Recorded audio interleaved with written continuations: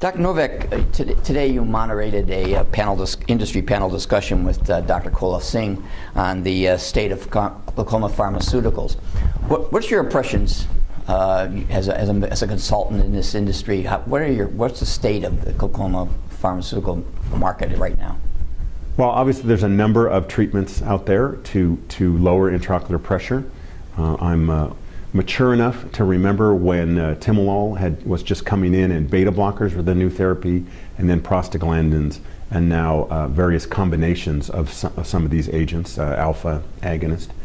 So there are a number of choices out there for the ophthalmologist and for the patient. Obviously they all have the problem that they're eye drops, and so we heard in some of the previous sessions about some ways with drug delivery to try to solve those problems for the patient. But there are a number of options out there for the patient. Are they ideal? No, because they require patients to take eye drops as prescribed. So how do you see the influx of potential drug delivery devices that are coming in or being discussed here at this meeting? How do you see that as a role in force improving compliance, especially?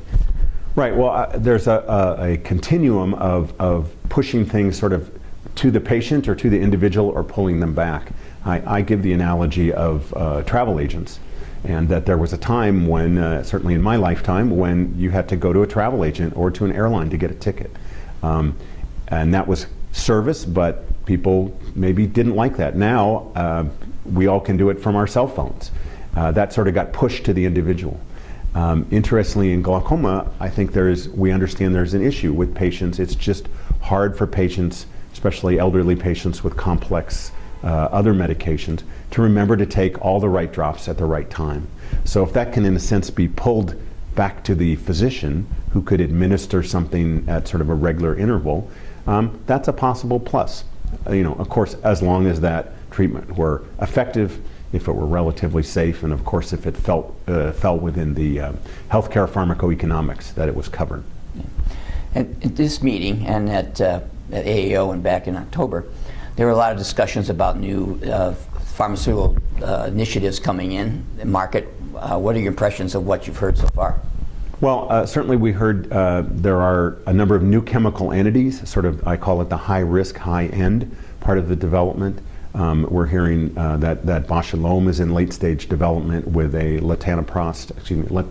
I'm not going to say it right here. I'll call it a prostaglandin analog, latanoprostene bunod, and also Aerie Pharmaceuticals is in phase 3 with a Rho kinase inhibitor. So those are potential new compounds, sort of, if you will, in sort of the moderate risk, moderate gain are different formulations of existing eye drops, and then also, as we mentioned, the drug delivery systems.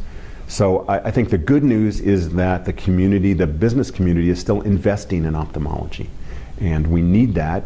That's where new drugs come from. If we don't have investment, there won't be new drugs developed.